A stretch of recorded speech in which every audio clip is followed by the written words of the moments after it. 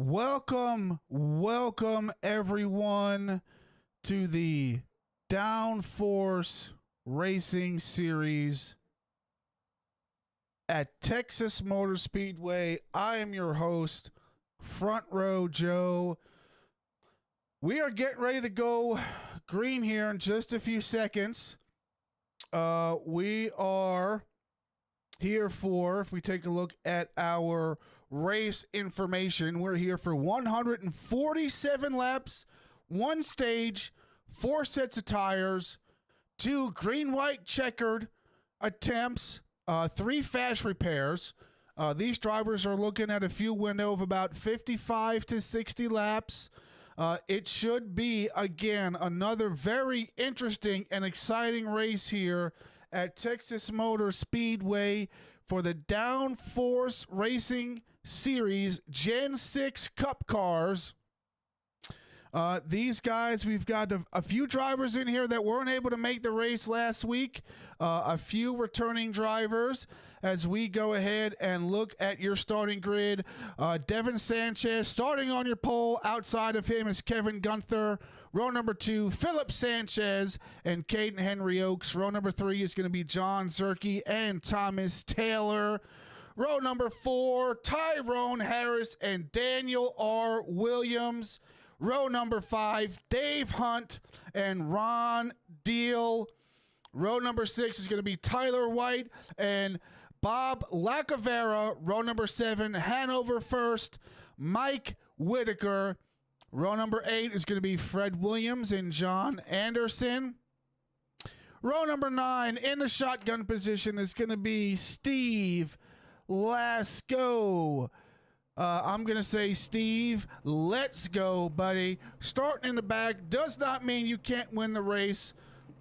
We are here 147 laps, and we at some point are going to have a special announcement. One of our drivers is celebrating 10 years on iRacing, 520 consecutive weeks without missing a race. That is quite an accomplishment. 10 years is a very long time on this game. I know it's been out a whole lot longer than that. I myself have only been on iRacing for about 5 months. I can only imagine how it feels to have came back week after week for 10 consecutive years. We are absolutely going to acknowledge this driver as soon as we get the first available opportunity. As we go ahead and look at our race analysis, 147. I thought it was 147. It's actually 140 laps here at Texas Motor Speedway. We're going to have one stage break at lap 60.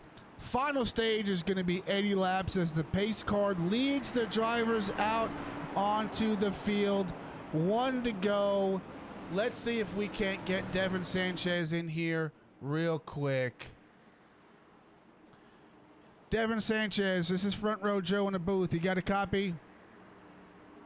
Yeah, I got you.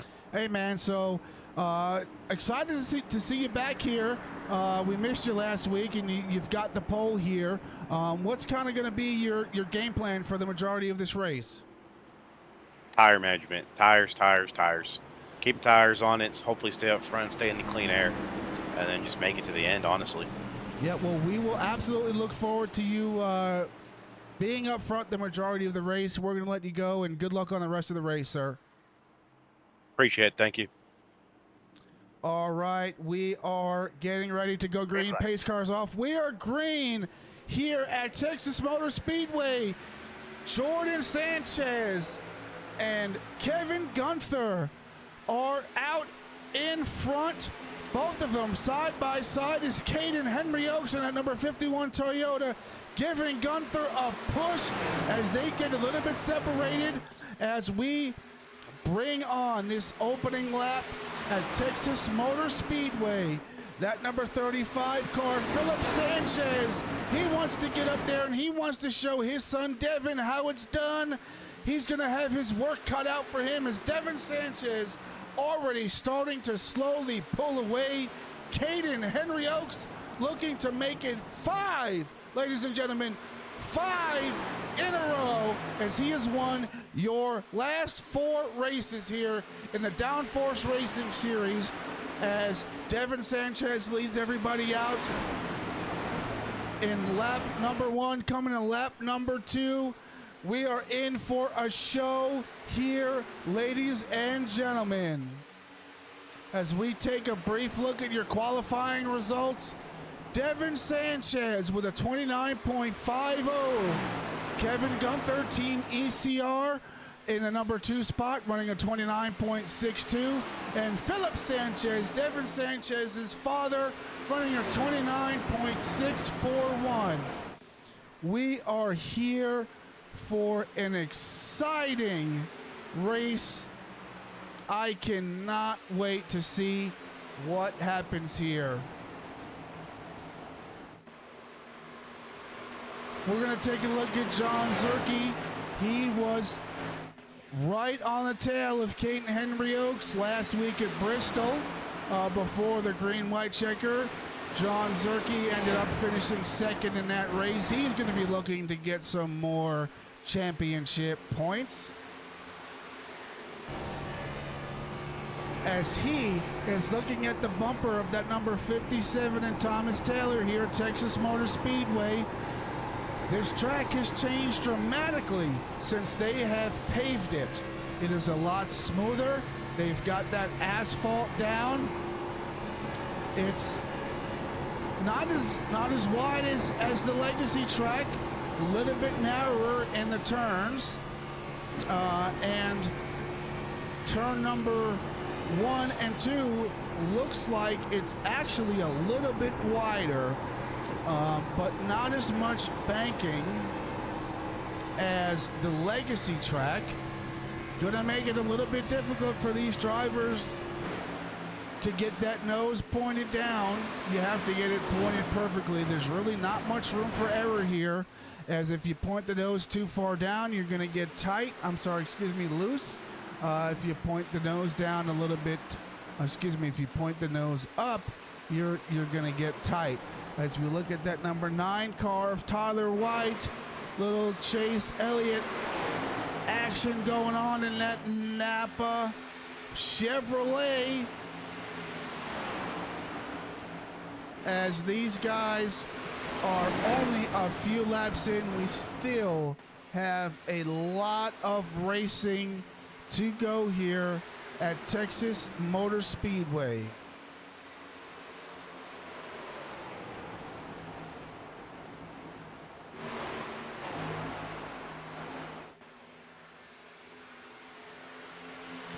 As that top 6 drivers are running right up against each other, nose to tail, as we take a look at that number 35 car of Philip Sanchez in that monster Toyota.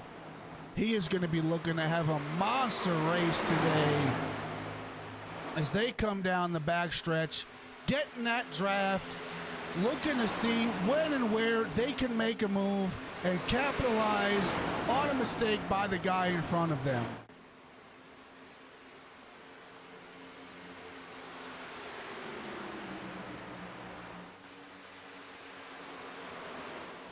As we look back at Tyrone Harris running in the number 7 spot in that Budweiser Chevrolet, he's looking to hopefully get his name in the record books and take a win here at Texas Motor Speedway. He does not have a drafting partner. Going to take a little bit more effort, a little bit more tire and fuel wear for him to be able to get up there to that lead pack.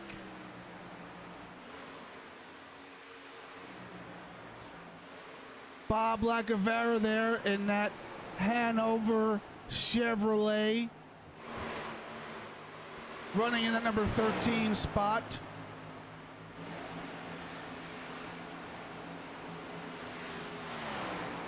Bob Lacavera down one spot from where he started. He started on the outside in the number 12 spot. He's now in the number 13 spot. Not too much movement going on. The biggest hard charger at the moment is going to be Mike Whitaker in that number 707 Chevrolet, that camouflaged Rolling Rock. He was another hard charger in last week's race at Bristol. Little bit of a difference in tracks. We went from a short track as Caden Henry Oaks right up on that bumper of Devin Sanchez. What a difference it makes here at these intermediate super speedway type of tracks, as last week was a short track at Bristol. Definitely gonna have to take care of your tires here. This track can eat them up, and you can be in a world of trouble if you end up accumulating too much tire wear, a little bit too much heat in that tire, as that number 31 car, Kevin Gunther, and Caden Henry Oaks comes down on him a little bit and sends him around. Down on the apron. Think he was able to save it though. He's still gonna stay in that lead pack. Wow. The drama is happening early here in the Downforce Racing Series at Texas Motor Speedway as we get ready to come across the start-finish line for lap number 15 of 140.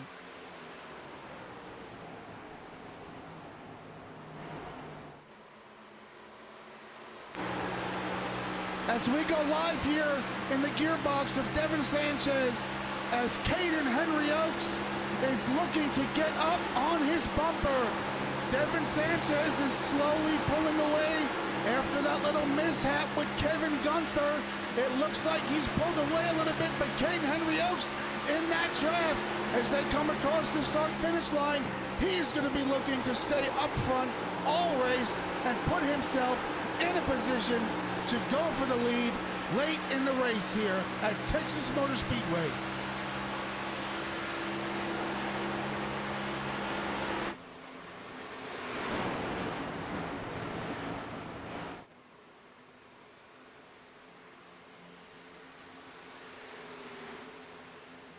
We're going to take a look here at the battle for, well, unfortunately not fourth. It's going to be the battle for seventh between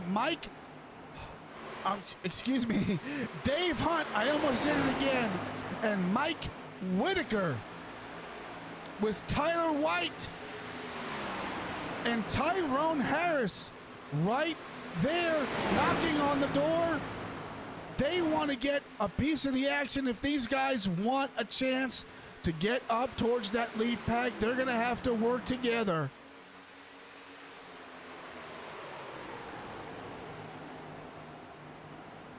We do have a driver here tonight. Hanover First, also known as Terry Adams.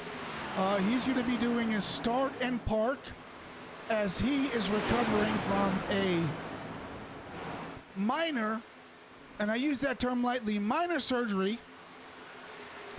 He's going to be going about 20 laps before he is able to come off the track. He has stated before the race that he has about 20 laps in him. He does not have the stamina to go a full race here. We are still happy to have him here as we take a look at that number 56 car of John Anderson with that number 69 car of whom we were just talking about, Hanover First. We're going to go live here in the cockpit with Hanover First as he looks to try and stay in the mix here as they come across the start-finish line down into turn number 1, into turn number 2. Hanover First working that wheel, getting a little bit tight there, trying to keep the car up underneath him. And we have a new race leader at the moment, Caden Henry Oaks. getting his nose out in front of Devin Sanchez, but Devin Sanchez saying, not so fast, young sir. It's going to take a lot more than that to get out in front of Devin Sanchez. Caden Henry Oaks and Devin Sanchez have kind of been the two dominant drivers of this series here, as Caden Henry Oaks into the inside of Devin Sanchez. A little door bang right there as they go down into turn number 1. Devin Sanchez able to keep the car squared away, running that middle line out of turn number 2 onto the backstretch. Ron Dial moving up a couple of spots here in that lucky charm. He's hopefully going to get a win tonight. He was looking for one last week. Last week it was his birthday. We're going to again wish a happy belated birthday to him. He is going to be looking to, as he does a slide job on the 35 of Philip Sanchez. All these drivers looking early on in this race not to give anyone any room. It is going to be an exciting race as these top 4 drivers have gained some separation. The number 6 car of Kevin Gunther, he is about exactly 1 second. Oh, excuse me. That's the number 57 car of Taylor, who's about a second behind the leader. After him, we have Kevin Gunther, who got into that little bit of a fender bender with Caden Henry Oaks. He's definitely going to be looking to get back up into the mix. He's not that far off. We're going to go back and take a look at this battle here.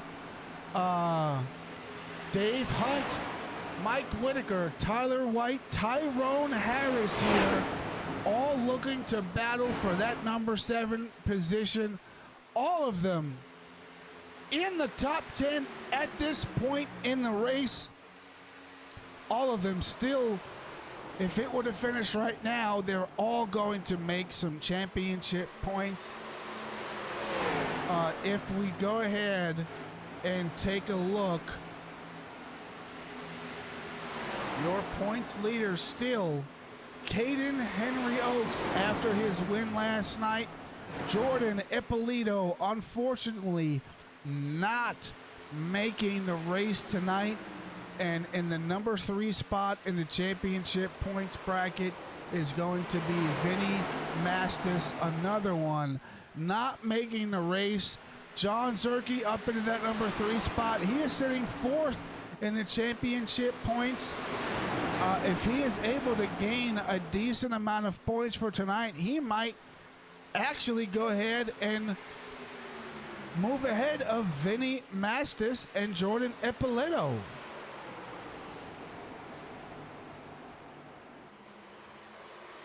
If we look at the rest of your championship points, your top 10 after John Zerke is going to be Mike Whitaker, Dave Hunt, Philip Sanchez, Terry Adams, Tyrone Hunt, Bob Lacavera, rounding out your top 10 in your championship points standings.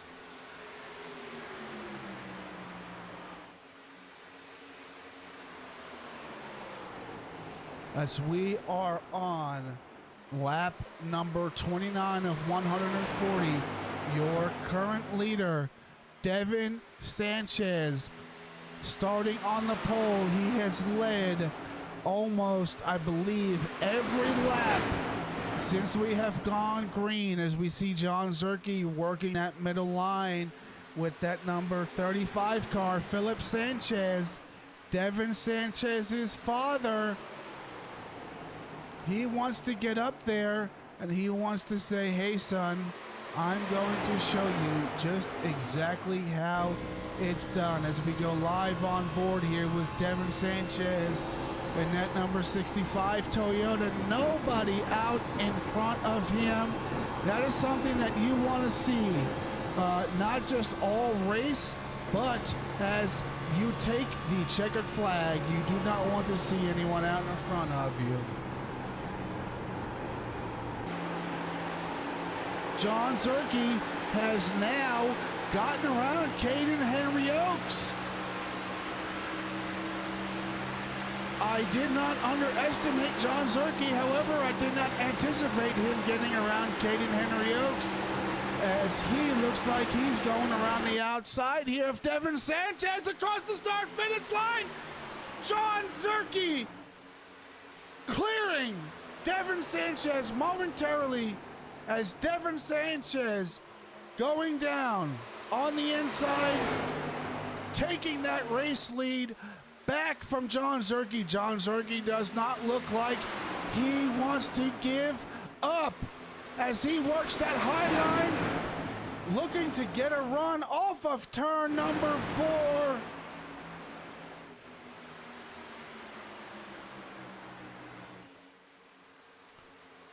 Devin Sanchez still able to hold that lead as he is followed very closely by John Zerke, Caden Henry Oaks, Philip Sanchez, and Kevin Gunther. These guys are bunched up.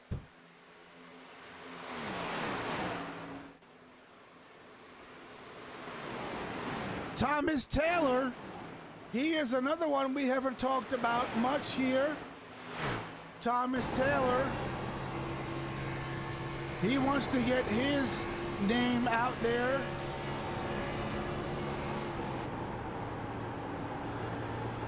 As you can see him working that wheel, trying to keep the car up underneath him, not letting it slide up the track as much.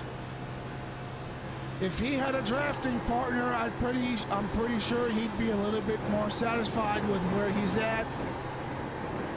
Although he is in the top 10, sitting in that number 6 position.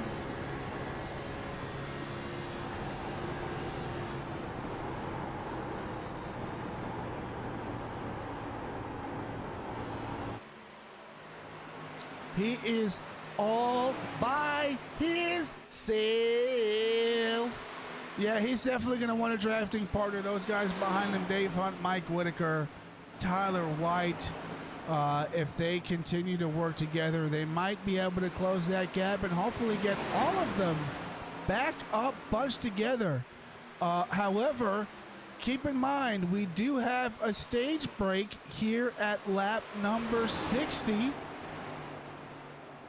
And end of lap 60. The end of lap 60, and there he is. Terry Adams, Hanover First, joining us here in the booth. He is actually finished. He is starting park. Hanover First, Terry Adams, what is your feeling on how the race is going to play out? It's who can tippy-toe the best. She's a bit loose on entry on one end. She's a bit loose on exit on the other. Tire wear isn't bad, but she's burning up the right rear a bit. So whoever can maintain the tires and, like I said, tippy-toe. Overdriving it is not going to do it tonight. Yeah, and as Caden Henry Oaks here, your new race leader, getting out in front of Devin Sanchez. Tire wear, it's a big factor in every race. At every track, some not so much than others, but here at Texas Motor Speedway, it is absolutely something that is going to play a factor here.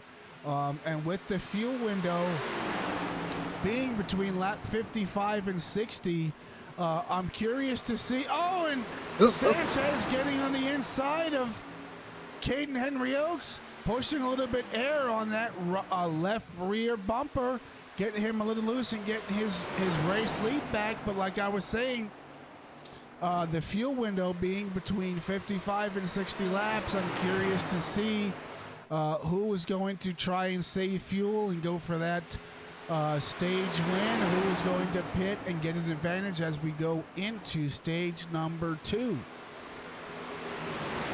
Those that are driving a little behind in these mini packs, you know, where you've got a couple cars breaking the airflow in front of you, you'll definitely have a better chance. The lead car will, of course, burn more fuel than the rest. So, again, You can sometimes squeeze that half a lap to a lap you need. Most of the times you think you can, and then you get there and you can't. So, Yeah, it is. It's difficult to pass anywhere, but if you're in a position where you have to stay wide open for, corner after corner to try and get some sort of an advantage on the guy in front of you, lap after lap, it's absolutely going to take a toll, and it's going to cause you to burn a little bit more fuel. We're actually going to go take a look back here at Mike Whitaker and Tyler White as they are battling for the number 8 position, with Dave Hunt having a slight advantage as he looks like he's pulling away from Mike Whitaker. All these guys here in the Downforce Racing Series, they all have the potential to win a race.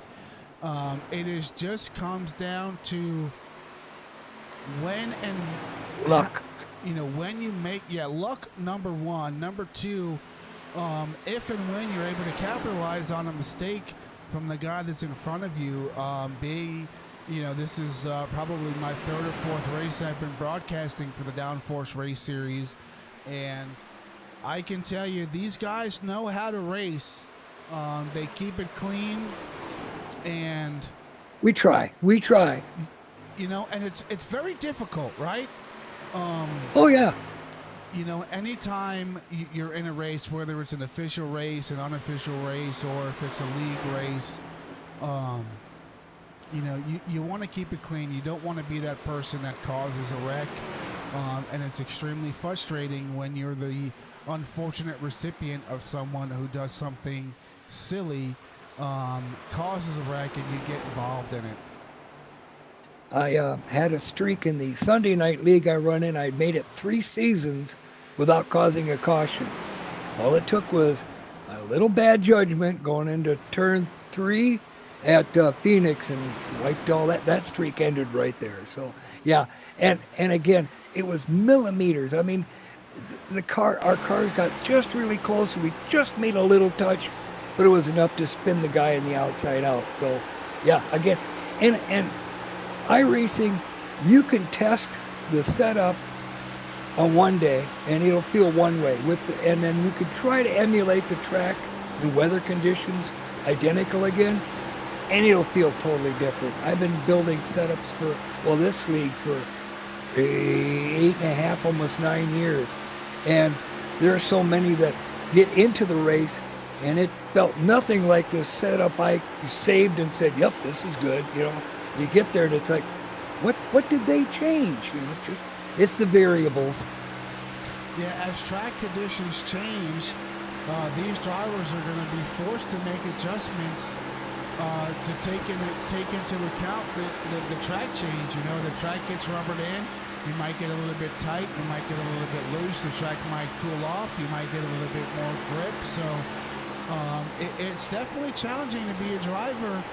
Even more challenging to be a builder, because you are going to build the setup based off of no tire wear, current weather conditions, and as we see the dynamic changes in the weather, that all plays a factor, right? So it might feel perfect when you're building it, but once the drivers get on track, rubber sets in, track conditions change, it's a whole different ball game. So you really have to be skilled enough to manage that. Maybe you have to shift a lane up. Maybe you have to back off the throttle. Maybe you can't get back on the throttle when you want to. So hats off to the drivers and builders here, and especially you here, Terry, as you've stated, you've been building setups for this series for quite some time.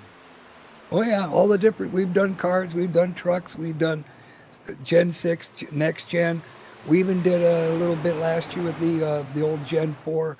And even though they've added the AI racing, so you can set a race up in there and then take your setup and kind of test it there, that's still a little, it feels good in the draft. I've done a Talladega one messing with it, and God, it feels real good in here.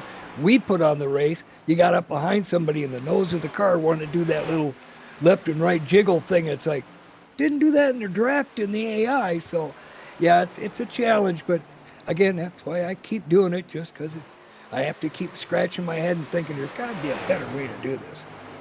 Yeah, and it you know, you're never really satisfied with No. with anything, right? So like me with my broadcast stream set up, it might look good.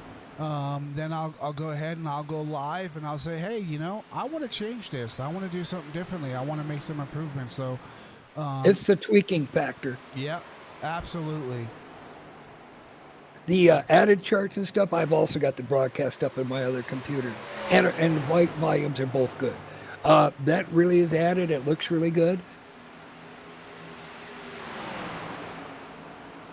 Yeah, you know, if you end up getting complacent, regardless of what it is that you're doing, you know, you're not doing your job, right? Whether you're getting paid for it, whether it's something that you're just doing for fun. Once you get complacent and think that you know everything, that's really when you get that rude awakening. Oh, yeah. You know, and it doesn't ever feel good. But luckily, you know, you have a lot of people out there that are like-minded. They don't like to be complacent. They always like to get better. And it sounds like a lot of these people here, including myself with the Downforce Racing Series and Big Time TV, we don't get complacent. There's always something that we're looking to improve on. So kudos to everybody that's involved with this series and putting on a good show. 30 years of playing in rock and roll bands, too. Trust me, my bandmates called me Little Hitler because I would constantly, no, we can do this better. Go, this is for fun. No, it's a job. Take it serious. You know, Yeah. you can get to be a pain in the butt, too. But, hey, we always put on good shows. Again, that's why there's that's why that's the Frankenstrat machine head as my face on there. Yeah, and I was actually just talking to a buddy of mine as we were road tripping to Darlington. A song came on from Motley Crue, and I asked him if he'd ever heard of the band, and he said yeah. And I was like, do you know what kind of band they were? You know, the music is good, but you know, they were a wild bunch here. So this rock and roll community, man, it's something special. It's definitely more of a lifestyle than it is a genre of music. Yes. Oh, yes. If we had an hour and a half, I could tell you stories. Oh, my goodness. I bet, man. Look at all those sparks coming off of Devin Sanchez's car as they go into the turns, man. These Gen 6 cars, they've got to be some of my favorite cars to drive. I kind of wish that iRacing would have an official series with the Gen 6 cars. But, man, these cars are fun to drive. Ever since that last build, we'll do testing, Bob and I, and we'll even have Mike run one to just see, you know, get his opinion on it. And we'll watch the replay like you and I are watching the race, and the car will be clean. You won't see anything. We go to put on the race, again, same weather conditions, same track conditions, and now we're seeing sparks. So I think it's a visual thing, and hopefully during one of the next little tweaks that iRacing gives it, hopefully they'll get that little bug out. Yeah, and it makes you wonder exactly what part of the car it is that's causing those Splitter. sparks. It's a splitter. It right? looks like it's a splitter because it's such a wide pattern, and it's right in front of the front wheel, so the only thing near the ground there is your splitter. So, but we're coming up close on stage, and it looks like these guys are going to make it. Yeah, all these guys managing their fuel pretty well. Even some of these guys that might be, you know, we don't actually have all the data as far as their inputs. Actually, I think we do here. We have the steering wheel inputs. Not exactly sure if we have the throttle inputs. I'm not sure if that's displaying actually how I want it to, but it begs the question, you know, Are these guys all running wide open? Are they backing off a little bit more in the corners? Are they clutching it through the corners? But looks like a lot of these drivers here are doing a good job managing their tires, managing their fuel as we come across the start-finish line for lap number 60 of 140. Stage break.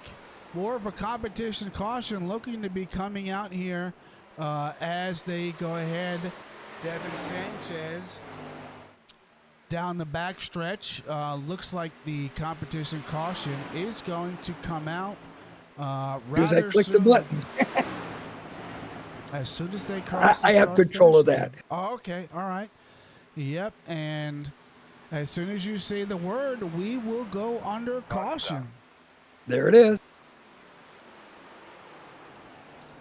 Devin Sanchez winning stage number 1. Although there are no stage points, Devin Sanchez leading the majority of the laps. He has led 57 of 61 laps here at Texas Motor Speedway. And man, I can't tell you, Terry, how difficult it is just to lead one lap, let alone 57. So Devin Sanchez, he's got to be doing something right. Well, and again, this track, there's no way the old days you came into 1 and 2 and pretty much kept her matted. But with the lower angle and wider turn in 1 and 2, that's definitely a lift and float corner. 3 and 4, you can maybe go full throttle for a couple laps once the tires get warm. But after that, if you push it, you're either going to eat up your tires or you're going to do a spin. 3 and 4 still got that little bit of a bump, kind of like the tunnel bump at Iowa in turn 1 and 2. It's still got that little where it wants to upset the car if you're real high or real low in the corner. Yeah, I agree with you 100% there, Terry.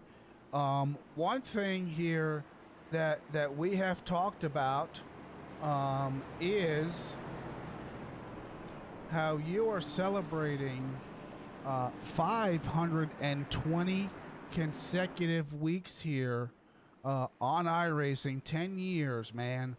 What an accomplishment that is. What are your feelings and kind of what does someone need to do to be able to make it 10 years on iRacing? Not have a real life. Again, I'm retired, so it makes it a lot easier. And again, for me, I was racing the old Sierra Papyrus NASCAR, which iRacing bought out, and and the GT series program they sold or gave you when you bought the old original GT steering wheels, which was doing all the road courses, which iRacing bought. Well, I ran both of those up until the point of where that was close going out. I ran those until just before I retired, and then it's like, I'm going to have something to do. So I looked around, and once I discovered iRacing ran both the graphics engine and all, I knew that they were going to be decent. So I jumped in. I did about a year of getting through the licenses. And then it was basically on my birthday 10 years ago. We ran that week. We started running, and this, it doesn't have to be an official race. I've rarely ever even stepped foot in an official race, but as long as it's a hosted race or a league hosted race, it counts. So you just have to show up and do one a week. It could be a Sunday night, it could be a Tuesday night, and you don't have to win. You don't have to even finish the race, at least as long as you get enough laps to get participation of doing something, it chalks that down as another week. So, it's not the hardest thing in the world. It's just being consistent, Yeah, consistency is definitely key. With that being said, the folks at Downforce Racing Series, they'd like to present you with the Ironman Award for 520 consecutive weeks on iRacing. You're surrounded by a group of guys that enjoy each other's company. right? This iRacing gives everyone a chance to take a break from reality, have some fun, get together with There you go. friends that have some similar interests, Yep. and it's an amazing community that I am so thankful to be a part of. So we're gonna again congratulate you on 520 consecutive weeks, which equivalates to 10 years here on iRacing. So thank you to you, Mr. Terry Adams, aka Hanover First, Fist. for Fist. being I'll a correct you part there. of this Fist, like a iRacing. closed hand. Oh, Fist. Fist, Hanover Fist. Fist. Oh, okay. I thought it was Hanover First. That might be Oh, hang on. Here we go. We're going back to green. part of my dyslexia. As we are going green here. Green flag. Yep.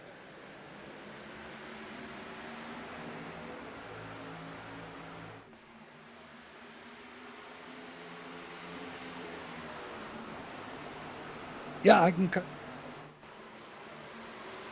Caden is out in the lead again. This time he's got Kevin Gunther chasing close behind. Who else? I'm trying to wait for the blimp to shift around on me. Now Devin's making the move on the outside. John Zerke is still working that upper lane. Tyler White's moved up into the grouping. Got Dave Hunt right behind him. Then Phil Sanchez behind him, and I can't quite see back at who else is running close.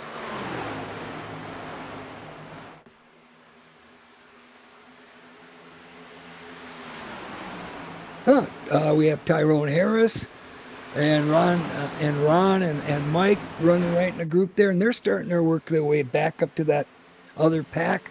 So we're staying pretty close. I mean, it's not like everybody's spreading out right away. It's not like someone's getting a real gigantic advantage. So, and again, I normally would say, yep, and it was a work of my setup, but this one is actually the league owner, Bob Lacabaro's work he did while I was in the hospital over the weekend. So, and again, it's nice that we can kind of pass off stuff, but I'll end up running stuff when he's on vacation this summer. So, and Mike Whitaker, Bob, and I, the three admins, we've been racing together for over almost 10 years now that I've known the other two guys. So the three of us have been doing what we can to keep this little group of misfits and outlaws together, and it's been going good.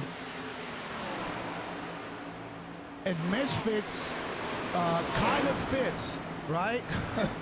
Oh yeah, I mean there's a lot of different personalities and styles and everything else in this group, but you get them out in the track and everybody forgets that. As you say, we shift the outside world off and there goes Devin for a pass on the outside. And we all just kind of drive together. In fact, most of the time, geez, I'm sorry I kind of ran up into you. We all kind of know it's not intentional. It's just the car doing whatever you're not ready for it to do, Yeah, and these cars, they can kind of get a little unpredictable, right? It might react a little differently. Turn 1 and turn 3. Oh, big difference. Completely different, right? So if you go into turn 3 thinking that you're going to take the same approach as you do in turn 1, it might slide up the track. So, Well, and turn 3, the apron here has got a little bit of a lip. You can get down to the white line and you're okay. But if your left side tires kind of creep over that, you're going to be swimming trying to keep control of it because it definitely kicks the car out just because of that little raise in the asphalt. Yeah, as we see Caden Henry Oaks here getting in and giving a little bit of a love tap here to Devin Sanchez, it kind of begs the question, is Caden Henry Oaks just sending a little bit of a message here and saying, hey, I'm right here on your bumper. Maybe I'm content where I'm at, maybe I'm not, or maybe I'm just saying, hey, you better not screw up or else I'm going to take advantage of it. Well, and some of that is you may follow somebody for lap after lap after lap. And about the time you get up and close behind them, your car being there will suddenly make their car a tad bit looser. So all of a sudden you're coming in and they're checking up more than they had because you're making them a little looser. Well, once you've done that, then you're kind of whoops, and by that time you get the little love tap. So it's inevitable. You're gonna bump or rub somebody because rubbing's racing. Yeah, you're correct, Terry. You get into a position where, you might have the entry and center speed advantage over the guy in front of you. He might have a little bit more exit speed, but if you've got more entry and center speed, you're definitely going to give a little shove to the guy in front of you. Well, and it's deciding whether you want to change lanes as you're coming into corner entry before you get there. You're looking and you're kind of, is he going to be slower this lap? Because last lap, I saw him wiggle a little tiny bit or something. So you're playing a guessing game too. And really, you've got limited visibility. You're just looking out the windshield, just like driving your car. If that semi's in front of you, you don't always know what's going on ahead of that, Yeah, and that's probably one of the things that, running in a league week after week with the same guys, you kind of get accustomed to their driving style. If you think about running officials, you're running with random people that you've actually never ran before, and you don't know how they're going to drive. So it's good to, similar to the Cup Series, these guys, they drive with the same group of people week after week, and they know how they're going to drive. So if you know somebody is going to come a little bit higher on exit, you might want to go a little bit lower, stay out of that dirty air, and get some clean air as you come off the exit. So, yeah, a lot of making that shift for the bottom. A lot of movement, a lot of movement here. Not a significant. Oh, everybody's getting antsy. Amount, yeah. We're just a little bit over halfway in this race, so everybody's looking to get an advantage, get in front of the guy that's in front of them, because once we get into the cycle of green flag pit stops, the dynamic of the race is going to change. Well, and they're planning on the cars spreading out like they usually do after a while, because everybody's tire wear, everybody's driving tends to be a little different. So your pack tends to spread out, and they're just trying to set themselves ahead of the guy they know that might be pushing them later, so that they can kind of monitor where he's at too. Again, we race each other week in and week out. You think you know what the guy's going to do, but there's still always a surprise. Yeah, and surprises is almost the name of the game, as we see that number 31 car, Kevin Gunther. Oh, and a little bit of contact there between Ron Dial and that number 53 car of Dave Hunt, as all three of these guys looking to gain an advantage over the guy that's in front of them. That number 31 car, Kevin Gunther, still running strong on that inside as he goes ahead. The 53 car of Dave Hunt clears John Zerke and Kevin Gunther. John Zerke looking like he's going to go down on the inside and rip that white line and get in front and stay in front of that number 31. But, like we were saying, as track conditions change, that inside line might not be the dominant line. Oop. There was a big touch. John got down to the inside, and I don't know, it looked like he almost as if he did what I talked about, hit that little apron thing, and it kicked his car up about half a car width, and Kevin was right there. Yeah, you get into that apron and you get stuck with all that grip that's down there. It's going to snap you a little bit loose, and then it's going to force you tight because that car just wants to go where the nose is pointed. So yep. After a while, you're just along for the ride. Bob Lacavera, unfortunately, the only car that is a lap down in this race. Bob is, I believe, he is the owner of the Downforce Racing Series and one of the administrators. And, as I was talking to Bob before I came on, he's, he just says he wants to have fun, right? So it doesn't matter if you win the race. It's all about, as we've stated before, hanging out with some like-minded people, taking some time off, kicking back, getting inside of a race car, and you know, when you have a person like me or anybody for that matter that's going to broadcast your race, it adds to that immersion factor, right? You're in your rig, you're sitting behind your monitor, you're looking out of the cockpit of a race car. It really gives you a sense that you're actually driving a race car, and man, I'm just so thankful that I've gotten a part of this iRacing community, even more so that I've been broadcasting races, and it's just as fun for me as it is for the guys that are racing.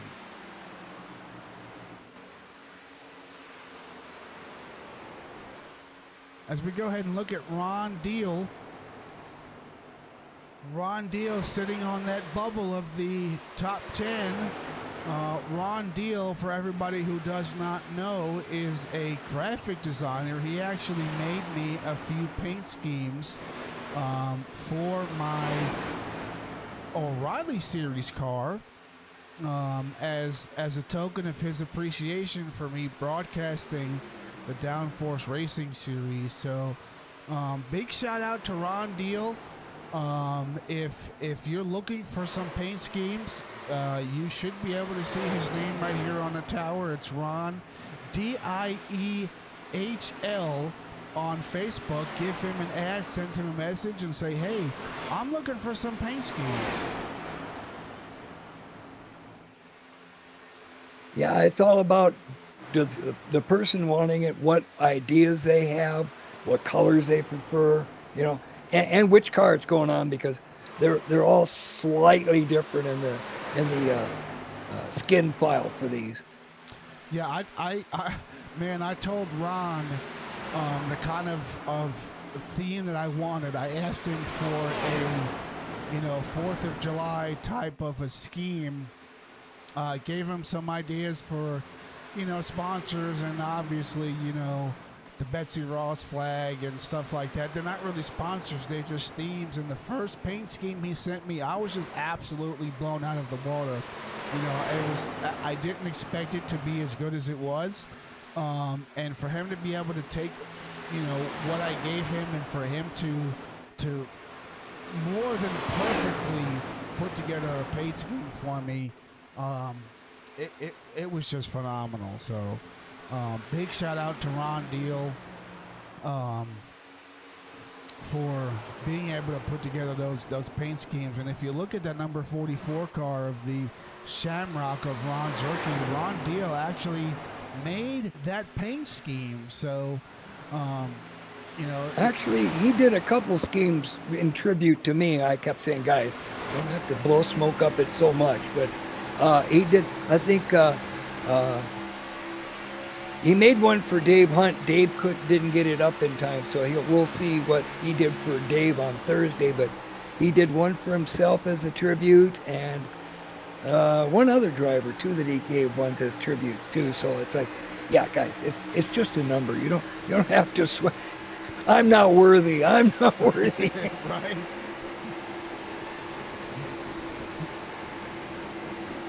Wayne's World reference for you older guys. Yep, Wayne. Yep. And I'm still young, but I'm old enough to have been blessed to have seen Wayne's World, and Wayne's World, party time, excellent.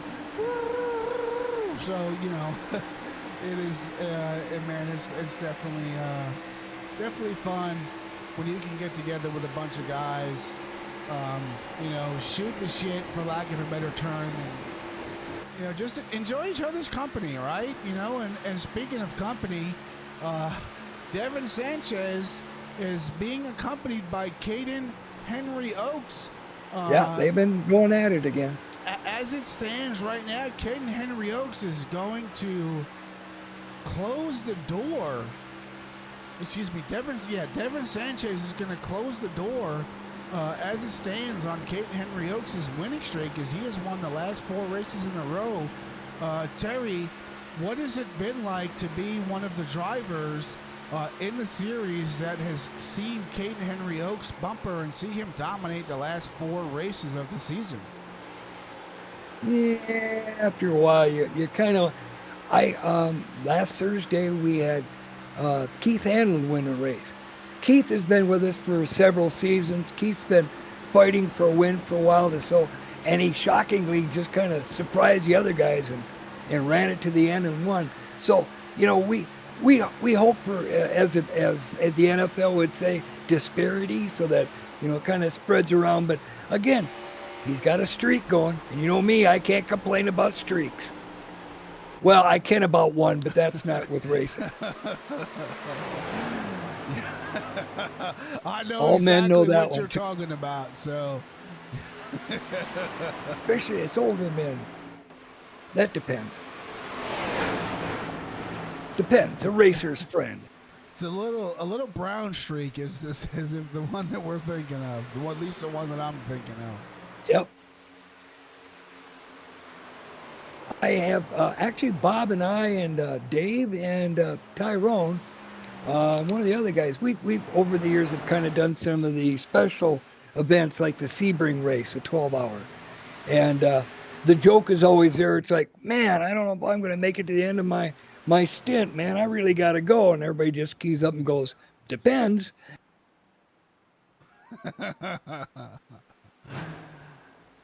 Oh man! Again, the male diaper, Yeah. or as we call it, the inside joke. If you're wearing it on the outside, you're wrong. Yeah, I'd rather it be felt on the inside than displayed on the outside for the world to see. Discreet. They won't even know you're wearing it. You will, but they won't. Yes, we look at Tyrone Harris here in the number one of the Budweiser car. Tyrone, My paint job. Oh, you did that for him? Yeah, I did that. I do a lot of them for Ty. Yeah, Tyrone, man. I think we interviewed him at the race a few weeks ago. Looks like he's fallen back about 5 positions since the start of the race. He was running up in the top 10. He's fallen back to about 12th. However, with 44 laps to go, anything could happen. We could have a caution. We could have somebody get loose and go down on the grass. Anything is possible here at Texas Motor Speedway. Well, and there's always your green flag strategy. Do I go early and have fresher tires and come out, put some real hot laps on, maybe jump way up? Or is that going to hurt me later because now we get near the end and the other guys have got fresher tires? See, again, there's that gambling thing. Is it going to pay off to do it or not do it? I've done the early pit, and I've done the stretch it out till I was almost on fumes, and it bit me both ways. So you never know. I had one where I stretched it out as far as I could, and just as I pitted, the caution came out. So it caught me in the pit. So all that work I did to get that was out the window. So it's about strategy. It isn't just about going around in circles and turning left. Yeah, and you get into a position where it's almost like you're damned if you do, you're damned if you don't. Damned if you don't. So I've been in races and situations where I'm literally about to cross the line to pit road. Caution comes out, and I get a pit road penalty and have to go to the back of the pack. So. I've had that thing turn yellow just as I'm looking up as I'm going in. It's like, really? Yeah, I'm like, and literally, my front bumper is literally passing that white that line cone. of It pit should line. say I'm safe, but yeah, I know. And you just it's the fruit of the poisonous tree. So you you got to pick the right apple off that tree. If you pick it and it's just sweet enough, you're golden. If you pick it and it's sour, well, you're gonna be spitting that thing right back out. So. And now we see what those fresh tires could do, because you see Bob working his way past Caden and starting to head after Devin. Yeah, he's looking to get in front of Devin as they almost get into each other right there. As Bob wants to try and get his lap back. He's 3 laps down. However, he is going to be in trying to get to be able to go 2 laps down, so hopefully he's able to get that lucky dog. As it stands right now, that number 56 car, John Anderson, he's going to be the recipient of the lucky dog. But if Bob Lacavera can get in front of Devin Sanchez and hopefully be Working on it now. Yeah, and you know, as we go back to how much tires play a factor here, Bob on those fresh tires, Devin Sanchez, he's got probably about 22 laps on his tires, so you know, No, 42. 42. You're right. My math was wrong. A couple of them were pace laps, which don't wear the tire as much, but yeah, about 40 hard running laps. And it sounds like everybody's jumping out now. I have in game, so I get to hear their pit calls. Okay. Yep. It looks like the number 35 car, Philip Sanchez, on pit road here. Number 57 car of Thomas Taylor also down pit road. So green flag pit cycles have begun. Bob Lacavera being the first of the few to come down pit road. Devin, looks like John Zerke down on pit road as well. Tyrone Harris, that number 31 car, Kevin Gunther also on pit road. So Dave Hunt just went in. Yep, you are correct. Dave Hunt coming down pit road, getting those fresh tires and fuel. You know, I've been in a race before where, you know, I've pushed to the end of my pit window, went and took my tires and fuel. Somebody ended up short pitting, and by the time I exited pit road, he was just so far out in front. Even with new tires, I couldn't catch him. So you wonder if it is part of some of these guys' strategies. Pit early, 35 laps to go here. Try and get as much space as you can on the guy in front of you, and hopefully be able to finish there and gain as much positions as you can. Actually, with this group, you saw that they were able to squeeze that fuel to make the whole first stage. So they did 60 laps, but they then got, you know, information back on how bad their tires were, and they knew, you know, where they were at about a certain point. So a lot of the guys are going to try to split that at 40 laps or so into that last stage, you know, or split the stage out. As Larry Mack would tell us on Sundays. It almost begs the question, when are Caden Henry Oaks and Devin went in. Yeah, I was just going to say, I was looking for Devin. Looks like Devin Sanchez went in pit road and came back out. So, man, and you know, green flag pit cycles, you know, you come down pit road, your pit crew doesn't have a flawless pit stop. That could be the deciding factor here on how you finish the race. And here goes Caden.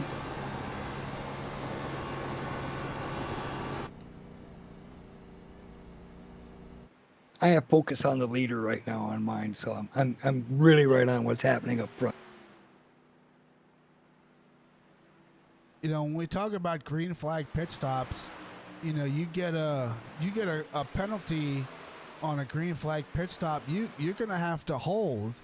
Yeah.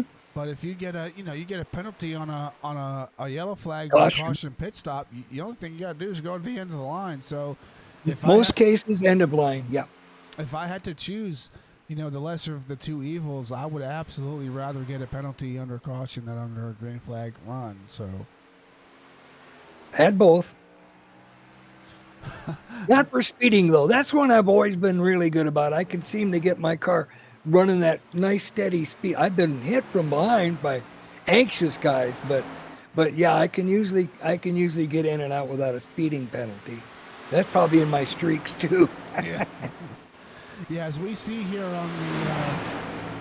on the stream here, Caden Henry Oaks leading 11 of the 140 laps here. Although the only lap that really matters that you lead is the final lap, so he's going to be Right. having to work through some traffic here as we have that number 31 car. Kevin Gunther. Kevin Gunther. Phillips. I see the numbers every week, so it's easier Okay. for me. We have Kevin Gunther, Philip Sanchez, John Dave Hunt. Zerke, and Dave Hunt here, all going to be lapped cars that Caden Henry Oaks is going to have to work around to get back up to Devin Sanchez, who is all by himself, leading 98 of the 140 laps here at Texas Motor Speedway. Unbelievable performance by him so far, and it's going to take something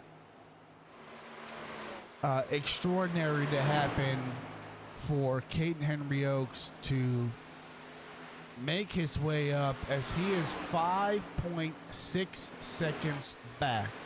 So with Devin coming in just a few laps before Caden Henry Oaks, he is going to have just a slight tire advantage, but Getting to the end, yep. it is getting to the end that's going to make all the difference. How hard can you run without Wrecking. wrecking and burning your tires up, right? So Yep. as we saw in qualifying, Caden Henry Oaks, his first lap, he was able to come away with a decent decent qualifying. But on his second lap, he did get loose coming out of turn number 2. So,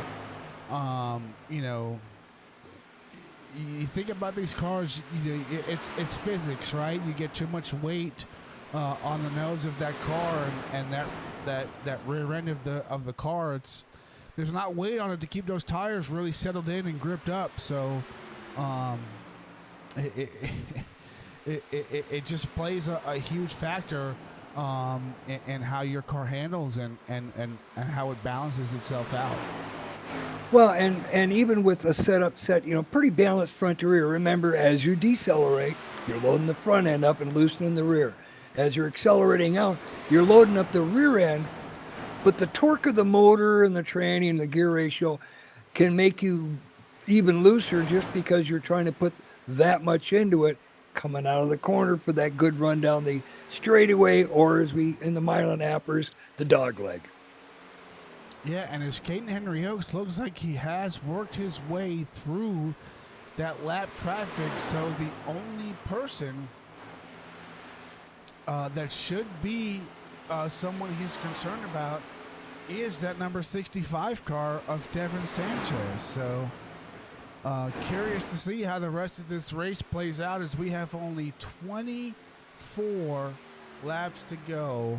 As we go ahead and we go and look at the number 44 car of John Zerke, as we go on board with him as he looks to get in front of these two cars right here, and that number 31 car of Dave Hunt Kevin Gunther, and that number 53 of Dave Hunt.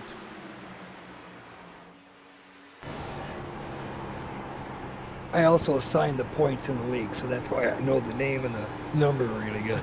There you go. Yeah. That nice. If they ask me to clear a black flag, it's like, yeah, I'm kind of good at voices, but let me hear that car number. It makes it a lot faster. Yeah. As you see Dave here really getting that John here really getting that nose pointed down, keeping that car up underneath him as he goes ahead and gets a little bit of that draft of Kevin Gunther coming into turn number 2. Last thing you want is to be that inside car when you have two cars up on your outside that are drafted, getting that momentum, and they're just going to end up rocketing right past you. As Dave Hunt slides right up in front of John Zerke here. There is not... And everybody going under Bob, so... Yeah, under Bob. Unfortunately, Bob, he's still only 2 laps down. So potentially he could be looking for a late race caution as John Zerke really running that middle line here. Dave Hunt right to his inside as he gets that draft of Kevin Gunther.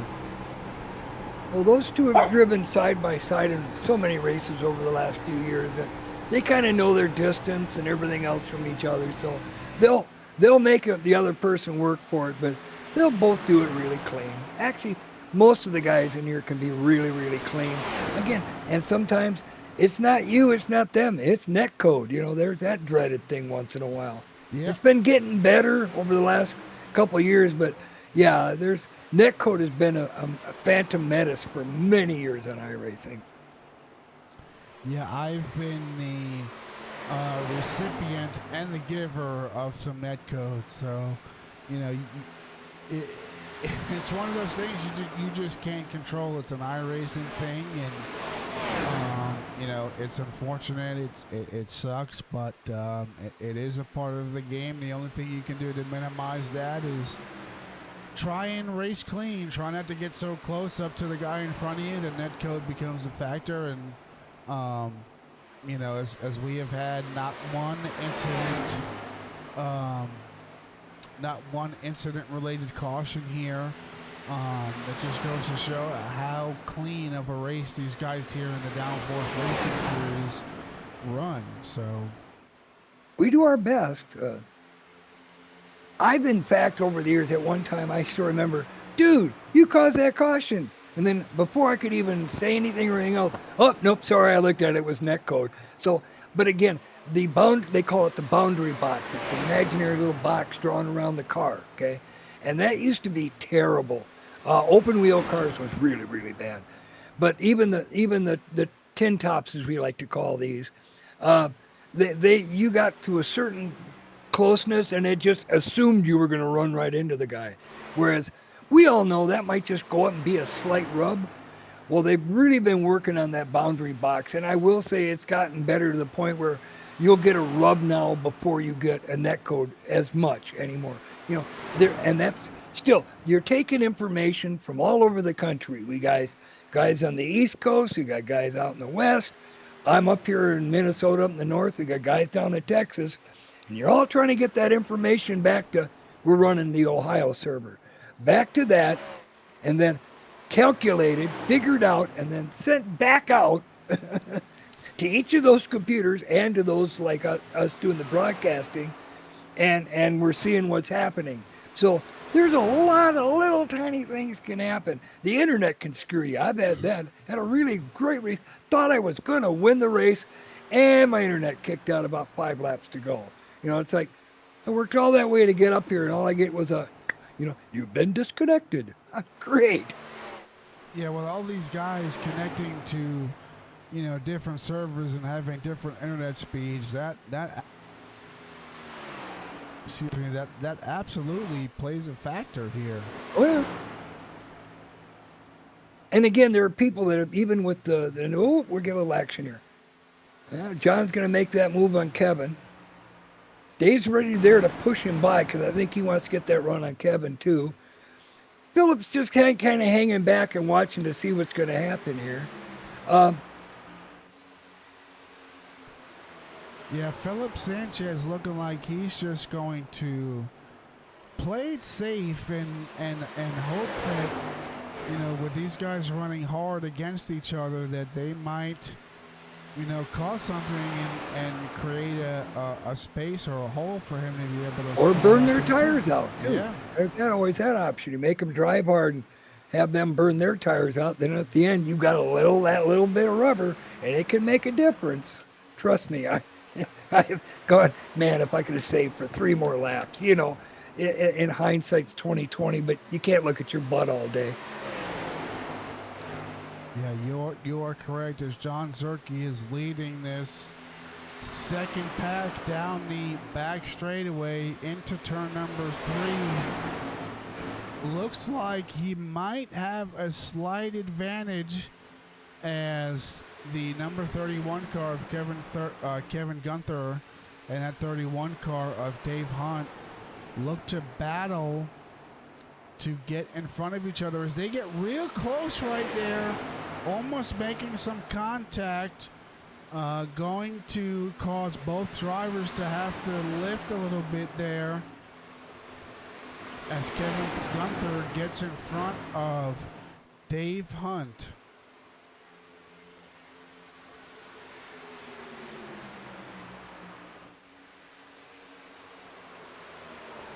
See, and they're trying to time this too. It's like, okay, 10 laps to go. When do I make that move if I make it? You know, if I saved enough so we get to 5 laps left, and then I get up and kind of challenge somebody, am I going to be able to get that shot to go then? Or should I go right now and hope that I can just hold them off? You know, again, strategy. It's like a chess game, but on wheels. It sure is, and you know you'd hate to be in a position where, you know, you go for a pass and, you know, potentially for the race lead you just don't have the tires to do it. You get into the guy that's on the outside of you, or you know you get loose and you come down, and just could be a recipe for disaster. You're instantly the heel. That's an old person term, that you're the bad guy. Yeah. Sometimes I got to rate my audience. I forget sometimes. As we see John Zerke starting to pull away from Dave Hunt, Philip Sanchez, and Kevin Gunther.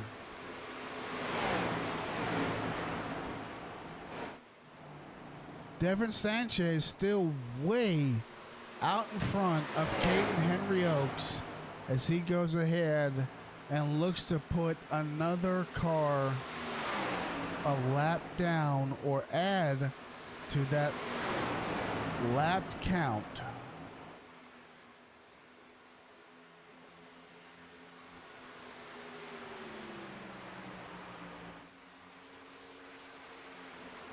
Yeah, still a 6.2 second gap between Caden and Devin, but I see here Bob comes with them fresher tires again. I believe Bob went in and had some more tires thrown on it, so that's why he's suddenly really quick. And again, Bob built the setup tonight. That's why he can't be in last place. It doesn't look good for you when you're the setup builder and you finish last. I've done it. It didn't. I felt terrible. I felt like a fool because, didn't you build this? Yes, I built this, you know. But it's all that point of pride thing too. Yeah, and we talked about it, right? You can build a setup, you know, when you're out there by yourself or you're running with AI, and you know you run a few laps and it feels good, and track conditions change. Race conditions change, and it's a whole different ball game. So, well, and I said to people, the racers I've worked with in the leagues, building setups for, it's like, I'm not building the setup for you fast drivers, because a fast driver will take a piece of junk and drive it great. Yeah. I'm just trying to make this a setup so the guys in the middle and the back are faster, so that we all go faster. Ooh, Ron had a blink out there. He's back again, but yeah, it's you know, it's like, well, I could go faster if we did. No. If you're good and you're fast, you'll take whatever I give you and you'll go fast. You know, I just want to make it so that NFL disparity. I want everybody to have a closer season. I don't want too many teams 1-15 and, you know, and then a couple others 15-1. Doesn't look good for television ratings. Yeah, I can agree with you there. As we go on board here, Devin Sanchez, as he comes across the start-finish line, is going to be 2 to go now. Yep. 126 of 140 laps led. What an outstanding performance it has been for Devin Sanchez. Man, I could almost think he would have been in contention for last week's race at Bristol. As he takes the white flag here, this is definitely going to give him an advantage in a championship points as he sits just outside of that top 10. If he takes the win here, which he will, he is going to gain some positions as some of the drivers that are ahead of him are finishing back in the pack. Not here. Or not here. You are correct. As we take a look at Devin Sanchez as he comes across the start-finish line, and he is going to be your race winner, taking the checkered flag here at Texas Motor Speedway in the Downforce Racing Series.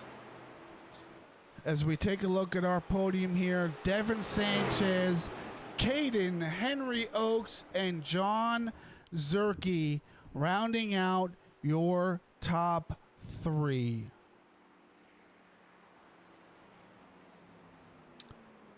As we see Caden Henry Oaks here coming for his victory burnout or his victory park. Looks like he is going to go ahead and burn it down. What a finish for Devin Sanchez here. Man, he just looked really good up front all day, didn't he, Terry? Yes, he would be further up in the standings if he could make every week. But again, he works real world racing, and when they go for a weekend, he's got to go. You go where the paycheck sends you. But yeah, he's a real consistent driver. He can take something at Bob or I give him for a sit-up, and he seems to be able to pace it out so that he maintains, decent tire wear and he doesn't burn fuel. So, yeah, and again, that real-world knowledge doesn't hurt any. Yeah, you are correct, and I saw a video of Dale Earnhardt Jr. Junior on his podcast, and one of his guests was kind of not really bashing iRacing, but just sharing some information that may or may not have shadowed some people for participating in it, but it really teaches you racecraft here. So wrong guy to say that to. Dale has had a lot of him and the guy that owns this. It was between those two guys talking that started this whole thing. And again, the street stock Chevy that we drive, that's Dale's. So, and again, he's on the board of consultants, I believe they call it for here. So, yeah, wrong guy to say that to. But look, when COVID was out, look how many guys, that wanted to keep their racing.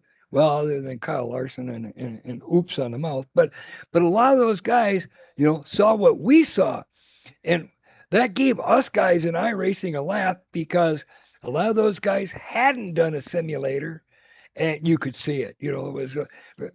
It was the IndyCar racing was even funnier. Some of those guys were just awful on a iRacing simulator. But it's like, well, they spun out. Yeah, I know how he did that. We knew why those things were happening. But yeah, it's been a good collaboration. Dale's done a lot to keep this thing going. And again, that's why if I'm in an AI race and I see that Junior is in the opponents list, even if it's a road race, I do a lot more almost road racing when I'm not doing this with the leagues. But even when I see it there, it's like, what is my goal for tonight? I got to beat Junior. That's kind of the thing. Yeah. As we go ahead, we're going to go ahead and pull the interviews. John Zerke, as John Zerke taking the third place in the podium. John, you got a copy? How's it going, guys? I'm not going to race tonight. Yeah, sure. I didn't think I was gonna. I know. Didn't even have time. I got to give you a hard time about that. I'm glad I did because that was a Yeah, lot of it's a fun. good finish. Holy cow! Yeah, Well, I just had a lot of fun racing with Dave and Kevin, and I mean Caden and Devin a little bit at the beginning, but then they were gone, and that's second half of the race. But Dave, Kevin, Phil, and I, we were just Oh, we were throwing watching it. haymakers. It was awesome. Oh, you were watching it? Great. Oh, we were watching a lot. There, you got. I saw a lot. I'm doing the blimp view, but I could see a lot of that. It's like I could just watch you guys going. I want to press him, but I want to wreck him. I want to press him, but I want to wreck him. So yeah, there was a lot of good give and take watching that. Good job. Yeah, you can. I know with Dave and Kevin, I race them, and Phil and stuff. Like you can hang on that outside, and they're going to give you that room. They'll give you just enough room off the corners. But if you're running the high line, you know everyone holds their line pretty well. But these things were pretty skittish when you threw them in the corner, and Oh yeah. you could get loose well into a run too. So as you felt so. But anyway, yeah, third place. I'll definitely take it. I was expecting As the not run really went much. on, that bump between 3 and 4, that kind of tunnel bump, was that showing itself a little more than when on fresh tires? Uh yeah, I mean, seems like sometimes like depending on how you went in, how you enter that corner, and if you try to hold it flat, you might get the thing kind of jockeying around. The biggest thing over the course of a run is turns 1 and 2 for me. Oh It's yeah. just getting it slowed enough, and you really got to be patient on that corner. It's kind of frustrating, but um, once you kind of make some passes that way, it's kind of rewarding. But yeah, fun race. Yeah, so John, I bet you that you were glad that you raced tonight. You had a little bit of a battle there with Dave Hunt, Kevin Gunther, and Philip Sanchez, and luckily you were able to get out in front. And you started to pull away and kind of held your ground there. Um, Finishing third here at Texas Motor Speedway in the Downforce Racing Series. Before we let you go, is there anybody that you want to give a thanks or a shout out to? Hey, it's Terry's night, man. Terry's week. Congrats on that, and I can't wait to watch the broadcast. I'm sure he is giving his witty remarks the entire time. He knows me too well. Yep. All right, thanks, guys. You're Yeah, very thank you. welcome.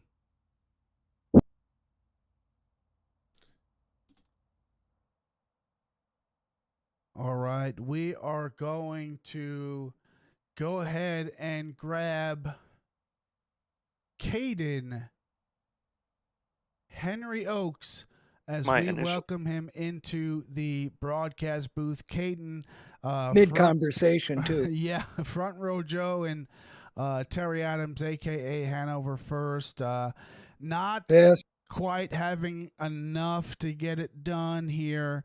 What was the deciding factor or the major factor here? Although we are going to assume it was tires, but what was the major factor here that broke your 4-race winning streak? Dirty air. It was impossible to pass. Yeah. Did you feel you maybe ran a little long on before that last pit? Kind of. I understand the long pit theory and have fresher tires at the end, but that little bit of a stretch and those guys getting out fresh, did that kind of hurt your strategy? No, I felt like Devin and I kind of had the field in check basically on the long run. And worrying about Devin was my priority. I had originally planned to go 5 laps long, and then I noticed the rest of the field had made up a delta of basically I was going to come out with them. So I pit, and then I kind of figured my race is over as soon as I pit when I did, and just kind of rode it out. Really, just need points running for a championship, so just kind of take the good with the bad. Yeah, still not a bad finish. You are going to rack up some championship points and hopefully maintain that lead over the rest of the drivers here in the Downforce Racing Series. So Still a good finish. Second place on the podium, Caden Henry Oaks. Caden, is there anyone that you want to give thanks to or shout out to before we let you go? Terry, Mike, Bob for putting the show on. The guys that raced tonight, I felt like we put on a good show. Good racing, it's clean, hard racing, it's fair. Clean, really good numbers. Yep. So just the whole deal. Everybody that puts the show together and is even on the nights that I don't really enjoy because I don't like Texas anyways. It's still a good night. It's enjoyable to come out here and race with these guys. So it's something that I look forward to every week. Well, that sounds like a very humble answer, Mr. Henry Oaks. We are going to go ahead and let you get back to the race chat. Again, Caden Henry Oaks here, your second place finisher. Thank you. And he's still there. I can move him if you need. No, I moved him up to the race room. Waiting room. Yeah, I could grab him and put him in if you want. Yeah, if you want to go ahead and grab Devin Sanchez, that would be great. There you go. Devin Sanchez, how's it going? This is Front Row Joe and Terry Adams, a.k.a. Hanover Fist. How's it going? Oh, it's going a lot better now. I mean, it was definitely good to get that win. Yeah, man, you let me take a look at the stats here. You led, let's 128. see, 128 of 140 laps, man. What a performance here. What was the key for you to be able to stay up front for so long? Man, I think a lot of it was trying to manage, first of all, managing clean air. This car is so hard to pass when you get behind somebody. That dirty air is really bad. Just keeping the right front on it too. Like I was trying to be pretty, mindful about over slipping the tires or pushing too hard too fast. I felt like I did a pretty good job managing, and then once everybody kind of got settled out, I feel like I could manage people's runs. Be able to shut air off on other people. So that was pretty good, and then just stay up front. Yeah, being able to stay up front in some clean air for the the vast majority of the race has got to be a good feeling because there's nobody that's in front of you that you really got to fight to work out of dirty air. And then as the last 15 laps of the race came to a close, you're pretty much all by yourself, so you didn't have to worry about Caden getting up into your left rear and putting some dirty air on there and getting you loose. So definitely a spectacular performance. One question I do have for you, Devin, is I see that you were a race engineer for 2311 for Riley Herbst. How much of an impact or how does having some real race team experience helped you transfer to here? Yeah, I mean, honestly, it helps more than people think. I mean, during that last run, I knew I had a pit before Caden did, just because the lap times are so fast early on. The fall off was so big, so I knew if I got to pit road before him, that I was able to get the undercut, and then that was space us out. I knew if I could get like a second to a second and a half on him, that he wouldn't be able to get me in the draft anymore, and be able to have that effect. The other side of it too is I study so much driver analytics. I know what we need to do with the pedals and the steering wheel, just to make the car live and to make the car go fast, especially in different scenarios. Different things how you can lift, how you can apply brake. I feel like all that applies.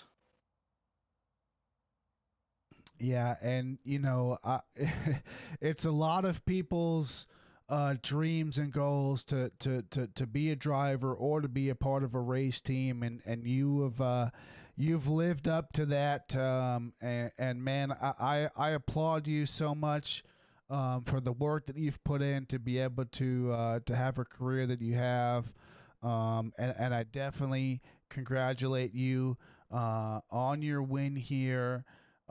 Going to get some good championship points here. Hopefully that's going to get you into the top 10. I know it's almost impossible to make every race of the week. We know you missed last week at Bristol. You made tonight. So we absolutely look forward to seeing you for the rest of the season here.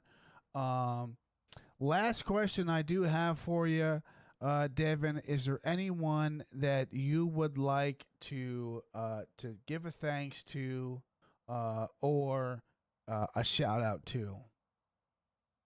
Yeah, I mean, like, most kids, we thank our parents, right? I mean, without my dad or my mom, I never got to the point where I'm at right now, having them let me race as a young kid and being able to, help me pursue my dreams, to move to the next step and now be a race engineer, it's all of them. So it's great to, see some of the things, working out, and they can watch me on Sundays now on TV. So it's all pretty cool.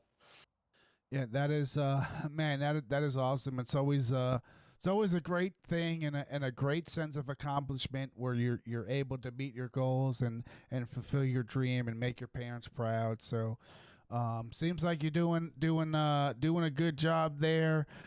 Showing your dad how it's done. Is you won the race.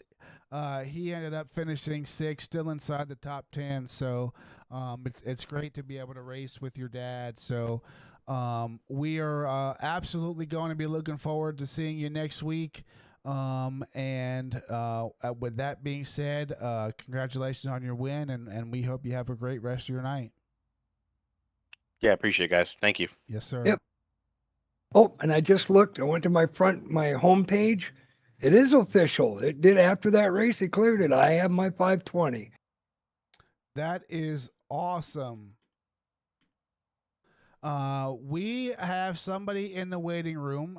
Somebody that finished outside of the top 10. However, he is somebody that we would like to interview. That is going to be the number 21 car of Ron Deal. Ron, you got a copy, sir? I gotcha. Yep. He is now our league videographer. It's I official. kinda- We gave you the title. I appreciate it. He's the videographer. He's the paint designer. As I mentioned in the stream, he has made a few paint schemes for me for my Xfinity car, which I love to death. So Ron, we'd like to give you thanks for being the designer for a lot of the guys here in the league. Excuse me. And man, what a race! What are some of the takeaways that you have here? That was a fun track. I really haven't raced Texas too much. Thanks for the shout outs on the. I just love design and stuff and whatnot. And also shout out to Terry. I'm like kind of honored. Just turned over to 520. It's kind of like New Year's, so it's kind of cool. Yeah. So congrats there. But yeah, from the race it was fun. It was clean. Like I said, I haven't been doing this for very long, but I felt like it was coming in as I got used to it. It helps me a lot to have a car in front of me. Like at the end, I was following Devin, and I was able to keep up with him because, like I said, I've got a car, so I'm learning as I go. But I screwed up. I wound up getting a speeding penalty. I thought it was right on it, but I was pushing it. I was trying to get out in front and maybe slap the 7th or 8th maybe, but it didn't quite work out. So, but fun night. Wheel time. It's all down to wheel time. The more hours behind the wheel, the better you get. It's all, muscle memory. I could say this: muscle memory and repetitive action. It's like anything else. It's like dancing. I don't dance. I just play music and watch them dance. But it's the same thing. 520 weeks worth. There you go. Come on now, muscle memory. Yeah, and I like we were talking during the broadcast. I've only been on iRacing for about 5 months. I think I've been able to put down about I don't know 15 or 20,000 laps. So it's a lot. I actually am gracious enough to have a work schedule that allows me to put a lot of time into this game. So. Seat time definitely plays a factor. You look at some of these top guys that have, 8, 9, 10,000 I rating that put in about 50, 60,000 laps a year. And, for a lot of us, we have full-time jobs. This is just a hobby. So, thankfully these guys here, Downforce Racing Series, they've been able to put on a league that's lasted just shy of 10 years. With, 9-ish, 8.5 to 9-ish. We were talking about that earlier. Yep. And and Mike, Bob, and I are no spring chickens. We all had to go. How long has it been we've been doing this? So, but yeah, the three of us have raced together for almost 10 years. We've had the league going since Bob took over the league from Alex Green, we were talking about earlier, and then we then converted it to the new name and started it. So yeah, just about 9 years. Yeah, and it's always great when you can build relationships with people that really last a lifetime, right? I've talked to so many people, my teammates and even some of my affiliated teammates in the setups that I purchase. We've talked about meeting up at some of the real life races, and it's amazing how this iRacing community and just the racing community in general can bring people from all walks of life, from different area of the world together. And, we're just extremely thankful to be able to hang out and spend time with each other. We're here week after week. It's almost like it's almost like family. So, Oh, hey, when I had my heart attack last year, I got surprised. I'm sitting here in the hospital waiting for the, actual surgery, and my phone rings, and I look at it, and I don't really know that number, and I flip it, and it was one of the guys. He'd looked at my Facebook page, saw that kid must be your nephew, contacted him, got my phone number, and calls me. It's like, so yeah, it's That's awesome. It's that kind of, we all worry about each other just as much as if we were racing together and, geez, did I step on your toe? Even if something happens to one of us in real life, we all take a worry about it. Yeah, it's a nice knit community.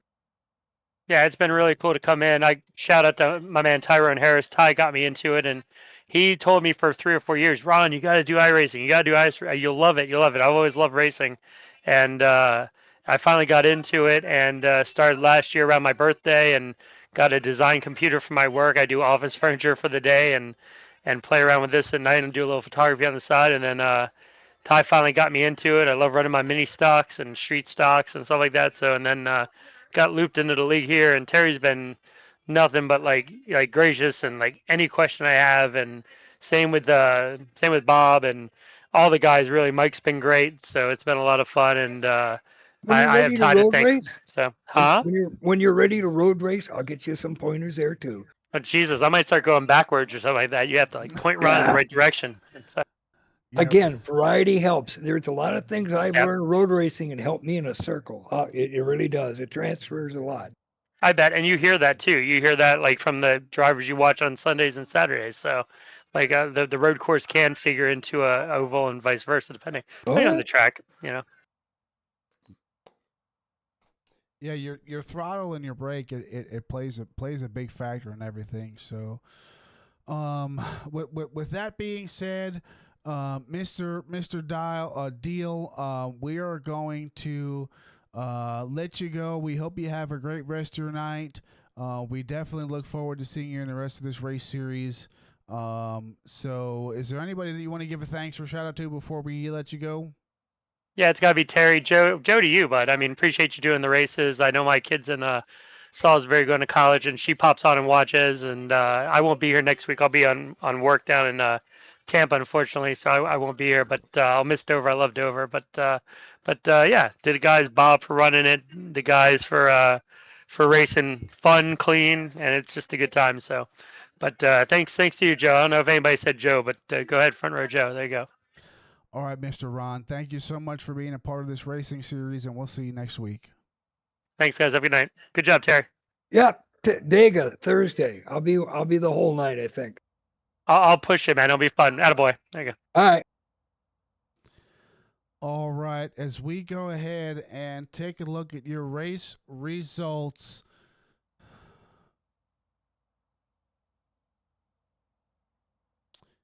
Devin Sanchez is going to be your race leader, your race winner. Kevin Gunther. Nope. Hold on. I got the wrong. Caden stat Henry sheet Oates up. came in Yep. second. There we go. Caden Henry Oaks in second. John Zerke in third. Dave Hunt in fourth. Kevin Gunther in that fifth position. Philip Sanchez. Tyler White. Tyrone Harris finishing eighth. Daniel Williams finishing ninth. Thomas Taylor rounding out your top 10. John Anderson finishing in 11th. Mike Whitaker in 12th. Ron Deal in 13th. Bob Lacavera in Bob 14th. League owner Lacavera. That is correct. Yours truly, Hanover Fist, finishing in 15th, doing his start in park. Fred Williams in 16th, and 17th is going to be Steve Lasco. We have the most laps led tonight is going to be Devin Sanchez, your race winner. We had 7 lead changes tonight. Only 1 competition caution. That just goes to show how clean everybody in this Downforce Racing Series is. Your hard charger for tonight is going to be John Anderson, finishing 5 spots up from where he started. We thank everybody for tuning in. We will be back here next Tuesday at Dover for the Downforce Racing Series. Terry, anything you want to add before we let the viewers go on about the rest of their night? No, you've been doing a great job. We're happy to have you doing it. We'll probably want to do some talking with you about some stuff. Good, not bad, good stuff. Other than that, just hope everybody else has a good week. I'm getting better, so I feel great. So that's about where we're standing here, sir. All right. So with Sitting here. With that being said, we hope that everybody that is tuned in has enjoyed the stream, and we will see you next week at Dover for the Downforce Racing Series.